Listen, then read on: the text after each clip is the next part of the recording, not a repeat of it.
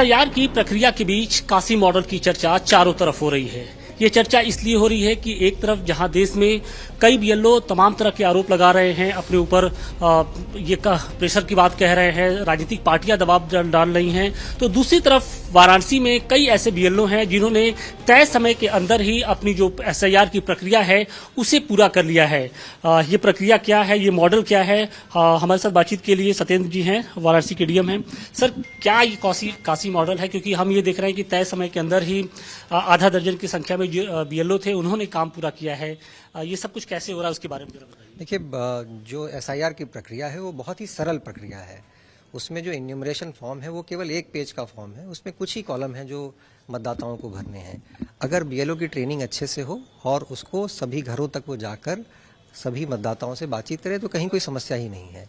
जिन 6 बीएलओज की आप बात कर रहे हैं उन लोगों ने इसको अपना पूरा काम एक हफ्ते के अंदर कंप्लीट कर लिया। 100% उन्होंने काम कंप्लीट कर लिया। कैसे संभव हो पाया? क्योंकि बहुत सारे लोग तो आरोप लगा रहे हैं कि भाई हमारे ऊपर बिल्कुल नहीं, यहाँ वाराणसी में नहीं लेकिन देश के जो दूसरे हिस्से हैं जिलों में इस तरीके की खबरें आ रही हैं। देखिए, वही मैं बता रहा हूँ कि ये बहुत ही सरल प्रक्रिया है और इसमें जो बीएलओज हैं उनके सहयोग के लिए हम लोगों ने एक पूरी टीम लगाई है। जैसे आज हम लोग यहाँ सिविल डिफेंस कार्यालय में हैं।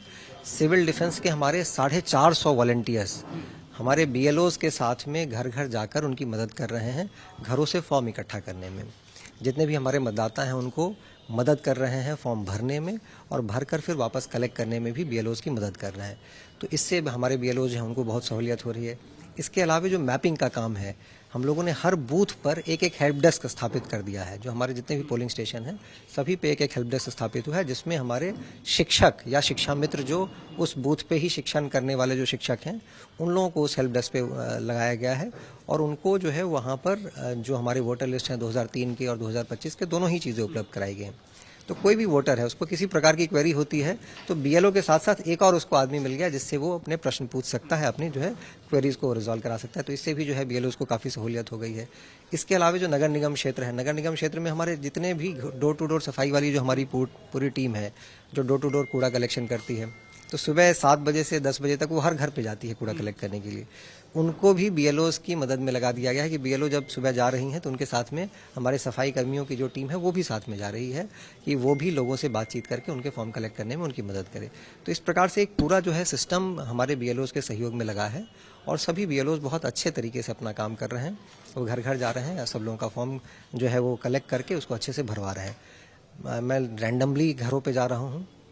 कोई ऐसा घर मुझे पिछले 7-8 दिनों में नहीं मिला है जहां अब तक हमारा फॉर्म नहीं पहुंच गया हो, जहां बेसिक ब्रीफिंग ना हो। लोग फॉर्म भरने में थोड़ा समय ले रहे हैं। मैं सभी मतदाताओं को आपके माध्यम से अपील करना चाहूँगा कि हम लोगों का जो फॉर्म भरने का आखिरी जो तारीख है वो 4 दिसंबर का है। सब लोग जितनी जल्दी हो सके फॉर्म जमा कर दें अपना, ताकि हम लोग उसको ससमय ऑनलाइन फीडिंग भी उसकी करा पाएँ। अभी ये 6 बीएलओ के अलावा और कितने हैं बीएलओ जो तय समय के अंदर आपको लगता है कि नहीं ये जो पूरी प्रक्रिया है उसको लगभग 100% अचीव कर लेंगे, और अभी क्या स्टेटस है अभी बनाना? देखिए, हमारे जो बीएलओज हैं सभी के सभी बीएलओज अपना काम जो है वो 4 तारीख से पहले जो फॉर्म कलेक्शन का है वो 100% कंप्लीट कर लेंगे। इसमें कहीं कोई समस्या नहीं है। अभी जैसे हमारा समय 1 हफ्ता बचा हुआ है, अभी ऑलरेडी हमारे 10% ऐसे बीएलओ हैं जिन्होंने अपना करीब 100% काम कंप्लीट कर लिया है और जो बाकी बीएलओज भी हैं 50% से ज़्यादा काम करने वाले भी बहुत बड़ी संख्या में बीएलओज हैं। लोगों के पास फॉर्म कलेक्ट भी हो गए हैं, वो डिजिटाइज भी कर रहे हैं, लोगों से संपर्क भी हो गया है।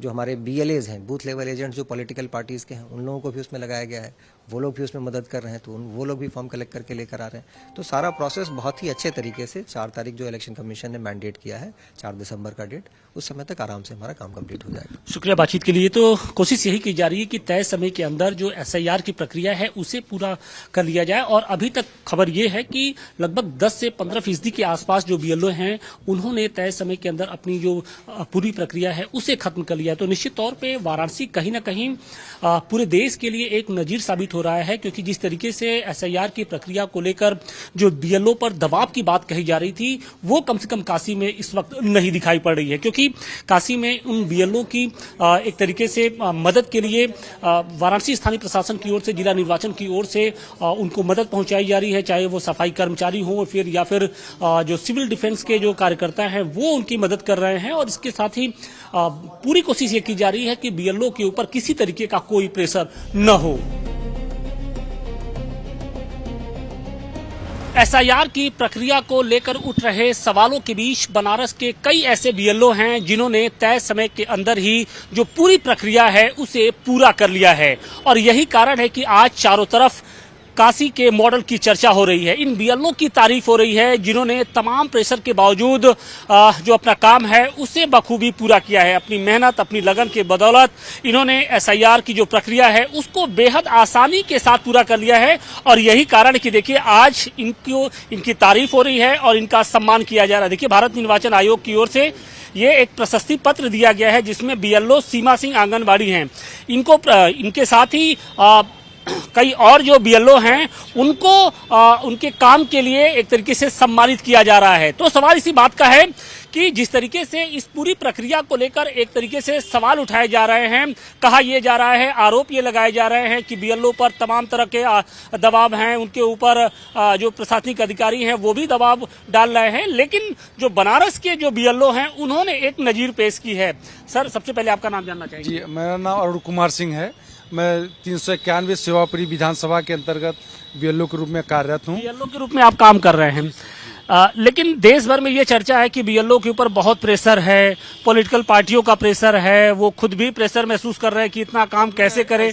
तो आप लोगों ने ये तय समय के अंदर ही कितने दिनों पहले कर दिया? सर, ये मान लिया हम लोगों ने करीब 12 दिन पहले कर दिया। 12 दिन पहले? जी। कैसे कर दिया?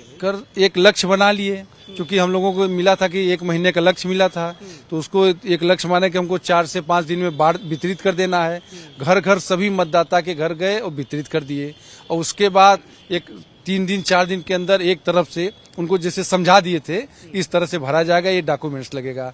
उसमें मतदाता भी सहयोग किए, उनको बताना बहुत जरूरी है। बता के 3 दिन 4 दिन लगा उसको कलेक्ट किए। कितना फॉर्म था आपके पास? हमारे यहाँ जैसे 957 हमारे यहाँ मतदाता थे सर। हमने सबको पहले घर वाइज एक मतदाता को वितरित कर दिया। हर परिवार में जाके मुखिया उनको हस्ताक्षर करा लिए कि फॉर्म हमने दिया। और अच्छा, एक मुझे बात बताइए कि प्रतिदिन कितने घंटे लगभग ये पूरी प्रक्रिया में लगते थे एक दिन की अगर हम बात करें? देख लिए सर, जैसे कि है कि 2 घंटा 3 घंटा जैसे सुबह कर लिए, 2-3 घंटा शाम को कर लिए। मतलब दोपहर में थोड़ा सा, चूंकि गांव है ऐसे है तो लोग खेत में भी जाते हैं, ऐसे आते हैं। इसमें चल रहा है साधन, कृषि का समय चल रहा है, तो उसमें इस तरह से हम लोग एक समय निर्धारित कर लिए थे, उसमें अपना जाना और मिलना और उसके बाद रात में 2 घंटे, सुबह 2 घंटे इसको अपलोड करना।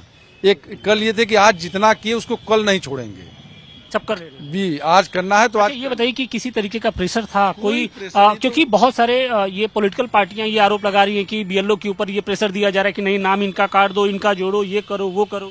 नहीं, ऐसी कोई बात नहीं सर, और ये केवल कहने की बात है, कोई भी ऐसा प्रेशर नहीं। हम तो देख रहे हैं कि विपक्ष के भी जैसे हमारे यहाँ कई जैसे पार्टी के हैं, जैसे कह सकते हैं, वो लोग भी मदद की मतलब हिस्सा ले रहे थे। जब समझ में आ गया, उनको जैसे समझाया गया तो खुद उनको करा कि अच्छा लग रहा है, जैसे कि एक परिवार एक जगह हो जा रहा है, तो उनको भी कोई मतलब वो परेशानी नहीं। मतलब आपको लगता है कि अगर 20 दिन अगर आपने काम कर दिया तो ये पूरा हो जाएगा? जी बिल्कुल, ये 20 दिन हम कहते हैं 1000 के ऊपर किसी के पास नहीं है।